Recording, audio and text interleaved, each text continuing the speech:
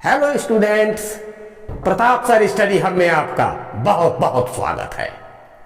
और आज हम फिर आए हैं एक नया टॉपिक लेके। टॉपिक आपके सामने है रिलेटिव परमिटिविटी, या इसी का दूसरा नाम है डाई इलेक्ट्रिक कांस्टेंट, या इसी को हम कहते हैं स्पेसिफिक इंडक्टिव कैपेसिटिव। अब सवाल ये उठता है ये क्या होता है, तो इसे जानने के लिए हम आपसे यही कहेंगे कि अगर आपने इससे पहले वाला वीडियो नहीं देखा है तो प्लीज उसे जरूर देख लें, तभी आपके समझ में आएगा कि व्हाट इज रिलेटिव परमिटिविटी। तो आइए देखते हैं।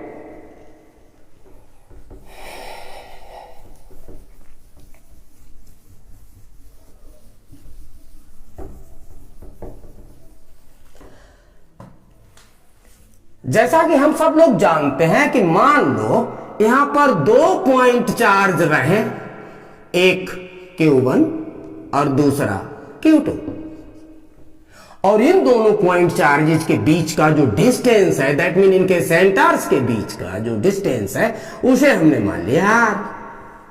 और हम ये मान लें कि इनके बीच का जो मीडियम है, ये जो मीडियम है वो एयर है, otherwise vacuum.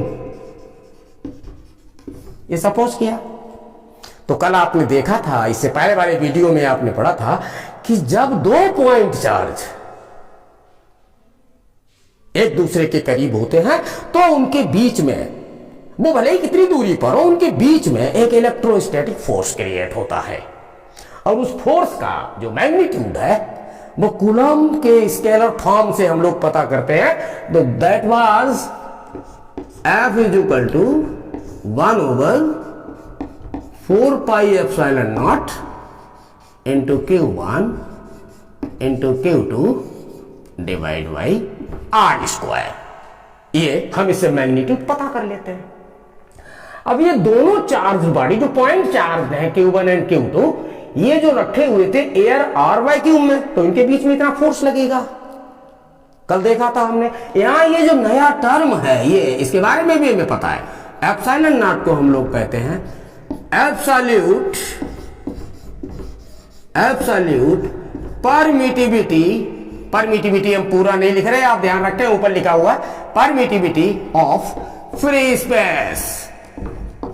Space epsilon not. और उसका वैल्यू भी डेफिनेट था 8.85 into 10⁻⁻12 with in unit coulomb square पर न्यूटन पर मीटर स्क्वायर। ये इसका यूनिट है।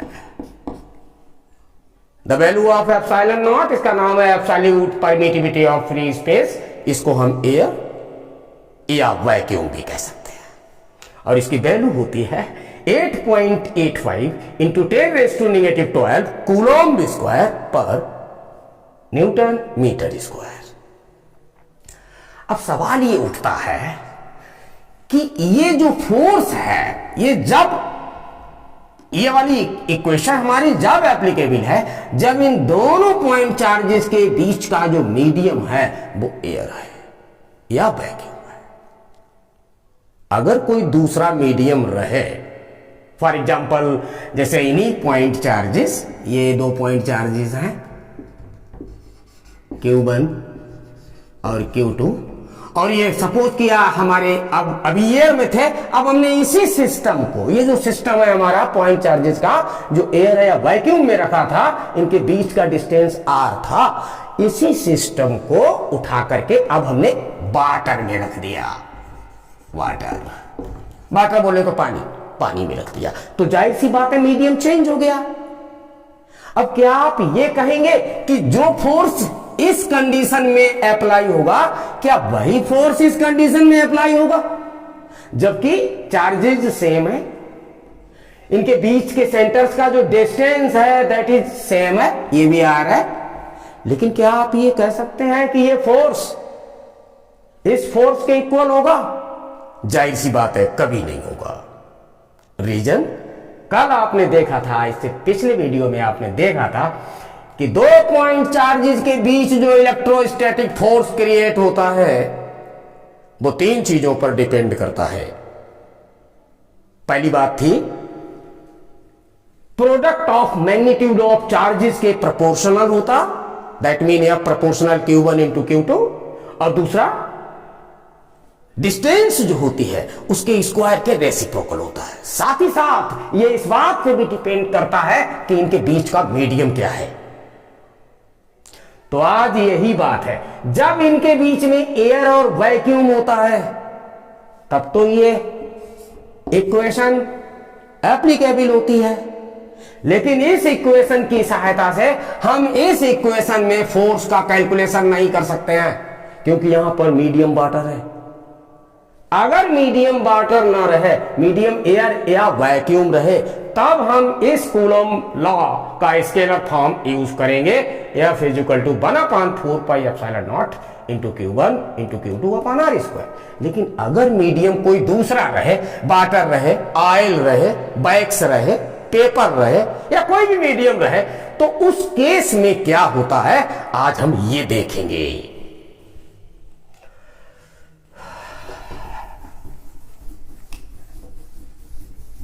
तो हमने सपोज कर लिया कि ये 2 पॉइंट चार्ज,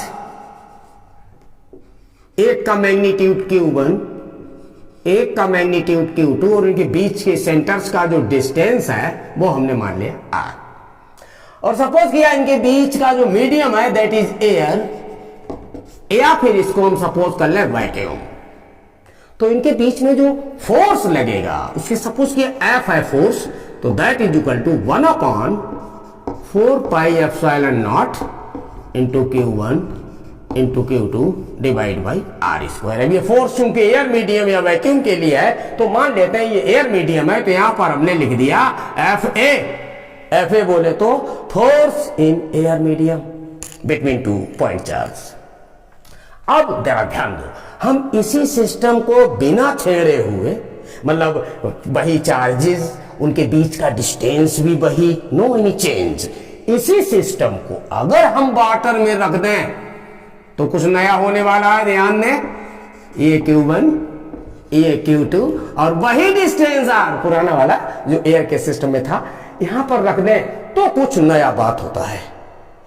इन दोनों के बीच ये पाया गया कि जब अगर मीडियम वाटर है, ध्यान से सुने, बहुत इंपॉर्टेंट पॉइंट, अगर मीडियम वाटर है दैट मीन ना एयर है ना वैक्यूम है, वाटर एक मीडियम है, या फिर वैक्स है, ऑयल है, कुछ भी रहे, हम आपको वाटर का एक एग्जांपल लेके बताते हैं। अगर मीडियम वाटर रहे तो होता क्या है, ये वाला जो फोर्स है जितना एयर या वैक्यूम में क्रिएट हो रहा था, इस फोर्स का ये फोर्स जो है, इस फोर्स का 81 डिवाइड में हो जाता है, मतलब 1/81 टाइम्स हो जाता है फोर्स। दैट मीन इतना फोर्स हो जाता है एयर के फोर्स का अपॉन 81।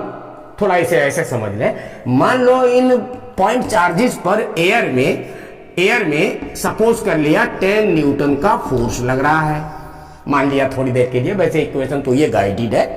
मान लो इन दोनों पॉइंट चार्जेस के बीच 10 न्यूटन का फोर्स एक्ट कर रहा है। अगर इसी सिस्टम को बिना छेड़े हुए हम वाटर में रख दें तो इसके ऊपर जो फोर्स एक्ट होगा वो 10/81 न्यूटन का होगा।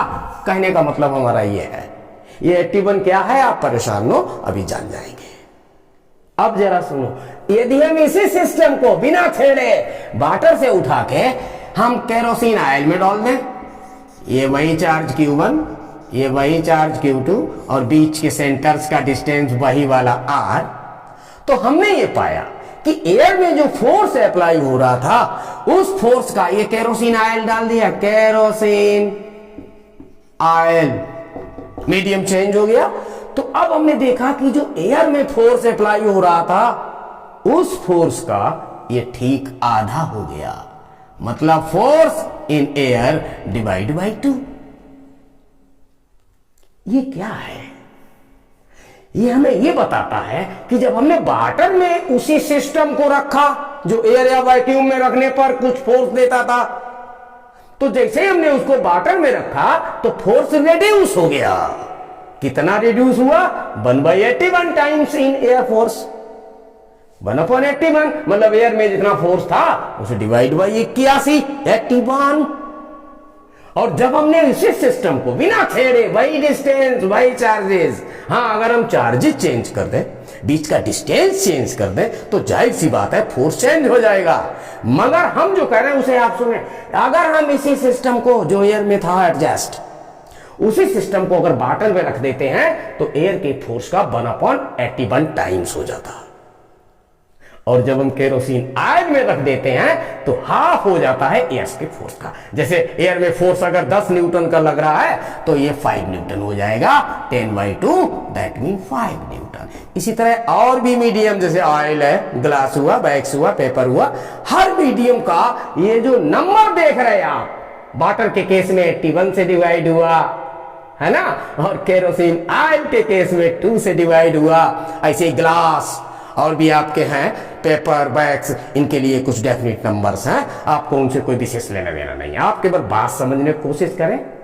ये जो बटा में नंबर लिखा हुआ दैट मीन अपान में, ये जो डिनोमिनेटर में नंबर देख रहे हैं आप 81 इन केस ऑफ वाटर, और ये जो 2 देख रहे हैं in case of kerosene oil, ये क्या है? ये इस वाटर का या इस केरोसिन ऑयल का खुद का प्रॉपर्टी है और इसे हम इनहेरेंट प्रॉपर्टी कहते हैं। यही जो इनहेरेंट प्रॉपर्टी है, यही प्रॉपर्टी कहलाती है रिलेटिव परमिटिविटी, या इसी को हम कहते हैं डाई इलेक्ट्रिक कांस्टेंट, या इसी को हम कहते हैं स्पेसिफिक इंडक्टिव कैपेसिटी। स्पेसिफिक, ये ऊपर लिखा हुआ है रिलेटिव परमिटिविटी, ये क्या है? ये एक प्योर न्यूमेरिक वैल्यू है 81 फॉर द वाटर, और ये भी एक प्योर न्यूमेरिक वैल्यू है 2 फॉर द केरोसिन ऑयल। अब ये क्यों है? ये इनका खुद का बिहेवियर है। तो ये जो नंबर है, अगर हम इसको एक सिंबल दे दें, that is this relative permittivity of medium. तो अगर हम यहां W लिख दें तो इसका मतलब हुआ relative permittivity of water, that is 81। और अगर हम यहां लिख दें relative permittivity ऑफ ऑयल, तो जो भी नंबर होगी वो होगी। अब जैसे यहां पर केरोसिन ऑयल लिया हमने, केरोसिन ऑयल, तो इसका रिलेटिव परमिटिविटी हमने कितना आपको बताया? 2 बताया। तो ये रिलेटिव हर जितने भी ये हमारे मटेरियल्स होते हैं, मीडियम्स होते हैं, उनके रिलेटिव परमिटिविटी अलग अलग होते हैं और इनका वैल्यू मोस्टली मोर देन 1 होता है। More than 1 relative permittivity always more than 1। Mostly ये देखा गया कि जो मेटल्स होते हैं लाइक गोल्ड हुआ, सिल्वर हुआ, कॉपर हुआ, जितने मेटल्स होते हैं उनके लिए ये जो रिलेटिव परमिटिविटी है इसका वैल्यू होता है इनफाइनाइट। ये ध्यान रखें आप। अब जरा सुनो, अगर हम इस दोनों टर्म पे ध्यान दें तो फोर्स इन एयर, यहां लिख रहे हैं फोर्स इन एयर, इसी सिस्टम पे देखें आप जो रखा हुआ है, इस पे फोर्स अपेंड होगा 1/4 pi epsilon not into Q1 into Q2 divide by R square. और इसी सिस्टम को जब हमने वाटर में रखा तब कितना फोर्स बनेगा? जरा ध्यान दें, force in water this is equal to, हमें तो मिलता है force in air, that mean this 1/4 pi epsilon not into Q1 into Q2 upon R square, force in air, और अपॉन में एक नंबर अपेंड हो रही है 81, तो यहीं पर इंटू में आ गया 81। अब ये हमने वाटर के केस में लिखा, ये 81 क्या है? ये एक प्योर न्यूमेरिक नंबर वैल्यू है। इस वैल्यू को, ये वैल्यू आपकी जो है, जैसे केरोसिन ऑयल के केस में 2 थी, वाटर के केस में 81 है, इस वैल्यू को हम कहते हैं रिलेटिव परमिटिविटी, और जिसका सिंबल होता है परमिटिविटी जो है, उसका सिंबल बनाने के बाद आपको सफिक्स में आर लगाना है। रिलेटिव परमिटिविटी से पढ़ेंगे, रिलेटिव परमिटिविटी। तो यहां पर इस टर्म को हटाकर 81 को यहां से हम सब्स्टिट्यूट कर सकते हैं एक स्पेशल टर्म से, that is relative permittivity of water. अगर वाटर के लिए है तो यहां पर हम वाटर लिख देंगे ऐसे। अगर हम ऑयल की लेंगे तो यहां पर आप लिखेंगे 1/4 pi epsilon not into Q1 into Q2 upon R square into relative permittivity of oil. मतलब जितने भी मीडियम्स होंगे सभी का अलग अलग। हमने यहां पर वाटर कंसीडर किया है तो हमने relative permittivity of water use किया। अब जरा आप ध्यान दें, अगर हम इस टर्म को इसमें देखें ध्यान से, तो ये जो हमें मिल रहा है 1/4 पाई एप्सिलॉन नॉट, यहां पर भी है 1/4 पाई एप्सिलॉन नॉट, यहां पर है Q1 Q2 divide by R square, जबकि यहां पर एक टर्म अलग से आ गया रिलेटिव परमिटिविटी। जरा हम इसको कंज्यूम करके देखें तो ऐसे भी लिख सकते हैं 1/4 pi epsilon not into Q1 into Q2 upon relative permittivity of water into R square. इस इक्वेशन को ऐसे भी लिखा जा सकता है, बिल्कुल लिख सकते हैं। तो हम इसको ऐसे भी शो कर सकते हैं 1/4 pi epsilon not into relative permittivity of water, इसको हमने साथ साथ लिख लिया, into Q1 into Q2 divide by R square. ऐसे भी लिख सकते हैं फोर्स इन वाटर, ये फोर्स इन वाटर 1/4 पाई, और ये दोनों टर्म एप्सिलॉन नॉट और ये रिलेटिव परमिटिविटी, इन दोनों टर्म्स को हमने साथ साथ लिख लिया इनटू में Q1 Q2 divide by R square. अब जरा ध्यान दीजिए, ये जो टर्म है ये एयर के फोर्स से हमने देखा, एयर में जब पूरा सिस्टम था तो 4 पाई एप्सिलॉन नॉट कांस्टेंट जो कि यूनिवर्सल कांस्टेंट है अपेंड कर रहा था, लेकिन यहां पर 1/4 पाई एप्सिलॉन नॉट के प्लेस पर है epsilon not into relative permittivity. तो we can substitute this one by this, मतलब ये जो टर्म है इस टर्म की जगह पे है। तो ध्यान दो बेटा, ये जो एप्सिलॉन नॉट है ये relative absolute permittivity of free space है, absolute permittivity of free space है ये टर्म एप्सिलॉन नॉट। तो ये जो टर्म लिखा है epsilon not into relative permittivity of water, तो ये वाटर का एब्सोल्यूट परमिटिविटी होना चाहिए, क्योंकि वाटर है ये मीडियम। अगर यहां पर कोई भी मीडियम, तो ये जो epsilon not into relative permittivity of water, इसको हम एक नए लेटर से अपेंड कर देते हैं, और वो लेटर है एप्सिलॉन। किसका एप्सिलॉन? वाटर का। और इसे नाम देते हैं एब्सोल्यूट परमिटिविटी ऑफ वाटर। यहां कोई भी मीडियम हो सकता है, तो यह है आपका एब्सोल्यूट परमिटिविटी ऑफ वाटर। अब हम आपको डिफाइन करके दिखाएंगे कि रिलेटिव परमिटिविटी होती क्या है। फिलहाल आप इसे नोट कर सकते हैं।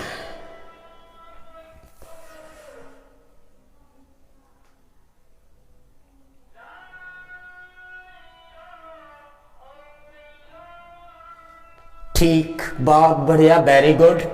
आइए हम रिलेटिव परमिटिविटी को डिफाइन करके देख लेते हैं।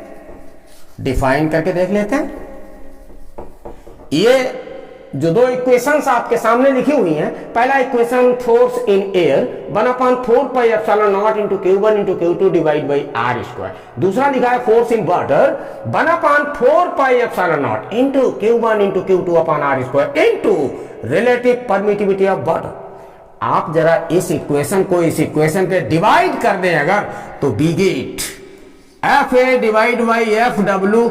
हम डिवाइड कर रहे हैं इक्वेशन नंबर फर्स्ट को इक्वेशन नंबर 2 से, तो हमें क्या मिलेगा? ये टर्म से कैंसिल हो गया, Q1 Q2 से Q1 Q2 कैंसिल हो गया, आर स्क्वायर से R square, this term cancel by this term, this term cancel by this term, this term cancel by this term, we get is equal to relative permittivity of water. ये मिला हमें। ये fourth term है, ऊपर चला गया, ये term इससे कैंसिल, ये ऊपर चला गया। रिलेटिव परमिटिविटी ऑफ वाटर, यहीं से इसको डिफाइन करते हैं। Relative permittivity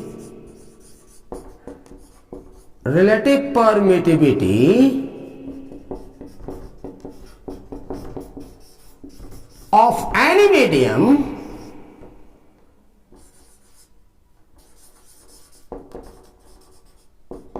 is the ratio of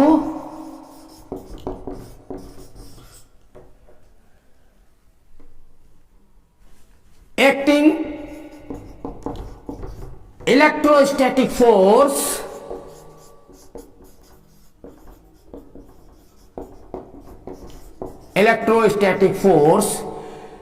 between two point charge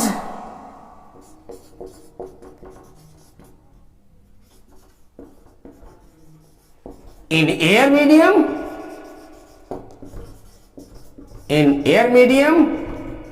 and electrostatic force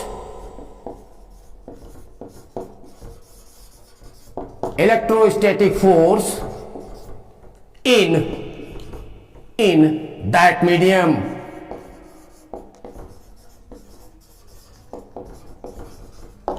is known as relative permittivity। इस तरह हम इसको डिफाइन कर सकते हैं। हम एक बार पढ़ के आपको फिर सुनाई दे रहे हैं।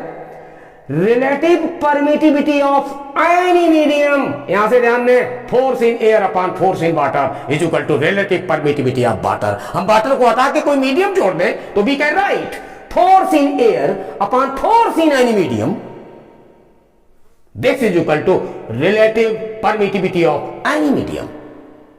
ठीक इसी तरह यहां relative permittivity of any medium is the ratio of acting electrostatic force between two point charge in air medium, ऊपर एयर है, and electrostatic force in that medium, this means जिस मीडियम की बात चल रही है, तो उसे कहते हैं रिलेटिव परमिटिविटी ऑफ मीडियम। अब जरा गौर से देखो, मजेदार बात यह है कि ये जो रिलेटिव परमिटिविटी होता है किसी मीडियम का, ये प्योर न्यूमेरिक वैल्यू होता है, इसलिए इसका कोई यूनिट नहीं होता है। और यहां से साफ दिखाई दे रहा, फोर्स का यूनिट न्यूटन, चाहे वो एयर में हो या वो वाटर में हो, फोर्स अगर है तो that is measure in newton, और वाटर में ये भी न्यूटन फोर्स, तो newton by newton cancel out, so we get relative permittivity is dimensionless quantity. Relative permittivity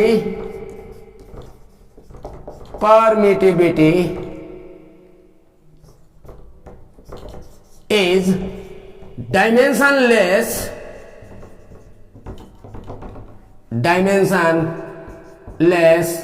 quantity, मतलब इसका कोई यूनिट नहीं होता है। तो ये हमने आपको रिलेटिव परमिटिविटी का बात बताया। रिलेटिव परमिटिविटी का ही दूसरा नाम है डाई इलेक्ट्रिक कांस्टेंट, और अभी हमने आपको बताया था कि dielectric constant for the water 81 and for the kerosene oil 2। लेकिन हम आपको एक बात बता दें कि ये जो डाई इलेक्ट्रिक कांस्टेंट है ये टेम्परेचर पर भी डिपेंड करता है। ये जो 81 नंबर देख रहे हैं आप वाटर के लिए जो सब्स्टिट्यूट की गई, ये वैलिड है जब वाटर का temperature approximately 16 to 18 degree centigrade तक रहे, 16 से 18 डिग्री सेंटीग्रेड तक।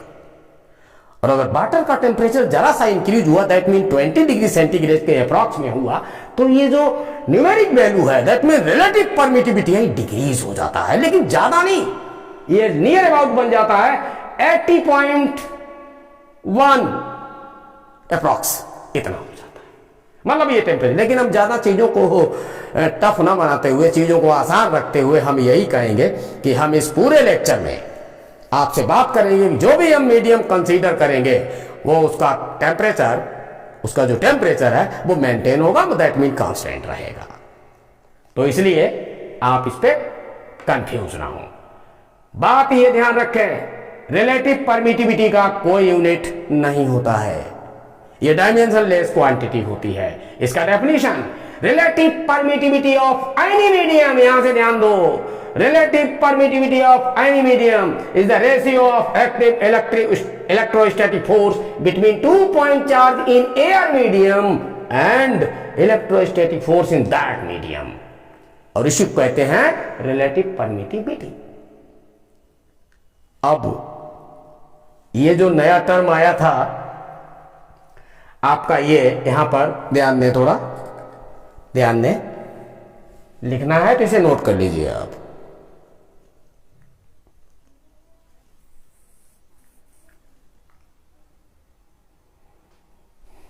ठीक, बहुत बढ़िया बहुत बढ़िया बहुत बढ़िया। एक और चीज आपसे हम बात करेंगे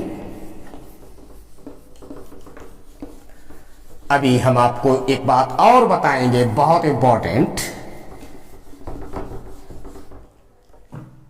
ये जो दोनों इक्वेशंस में हमने ध्यान से देखें, फोर्स इन वाटर के केस में ये इक्वेशन जो लिखा हुआ है 1/4πε0 into Q1 into Q2 divide by था R स्क्वायर, और यहां था रिलेटिव परमिटिविटी ऑफ वाटर या मीडियम कोई भी।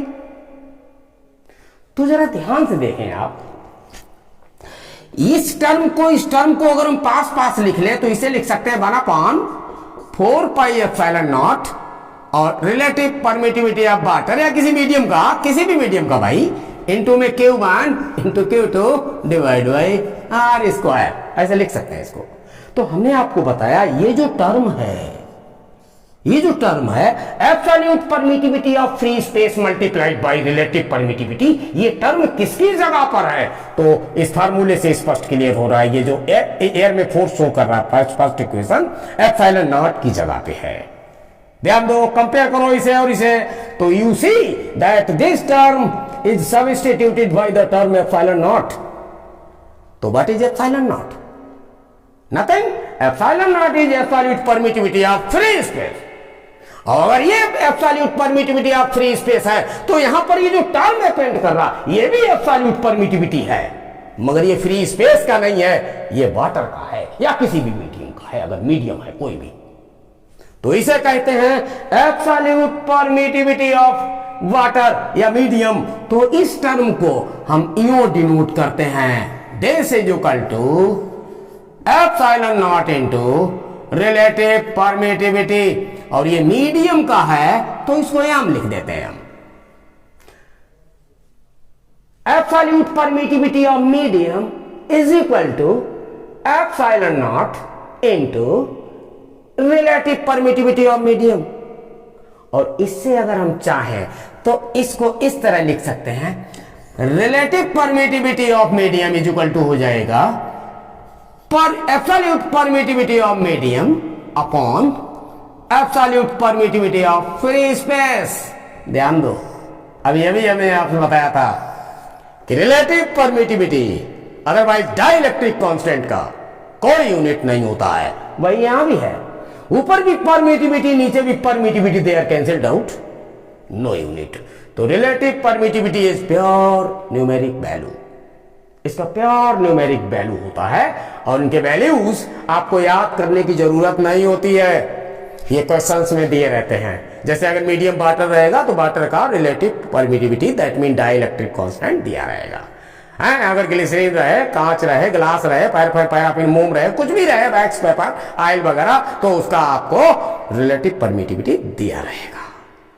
और रिलेशन आप ध्यान रखें, relative permittivity of any medium is equal to होता है absolute permittivity of that medium divide by absolute permittivity of free space.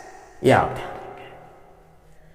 अब इस केस से रिलेटेड एक छोटा सा फॉर्मूला कर लेते हैं और एक न्यूमेरिकल हलवा सा लगा के देखते हैं, हम लोग समझते हैं कि ये कहां पर वर्क कैसे करता है। देखते हैं मीडियम का इफेक्ट आप जान गए, 2 पॉइंट चार्जेस के बीच अगर एयर वैक्यूम के अलावा कोई मीडियम है तो फोर्स 100% डिक्रीज होता है, 100% कोई भी डाइलेक्ट्रिक मीडियम हो। जैसे if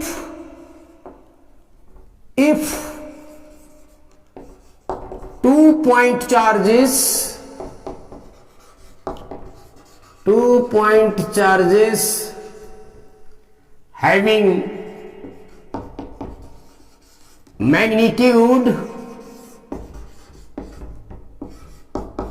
having magnitude plus 5 microcoulomb and minus 4 microcoulomb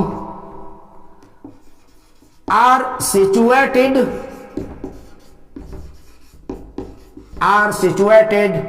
in water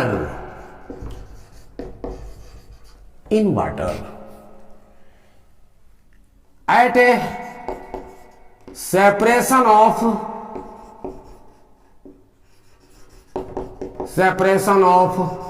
1 centimeter. Calculate electrostatic force between them.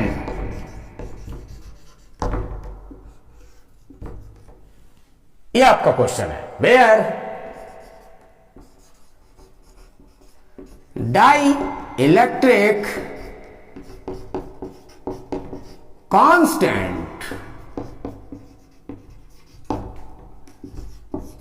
Of water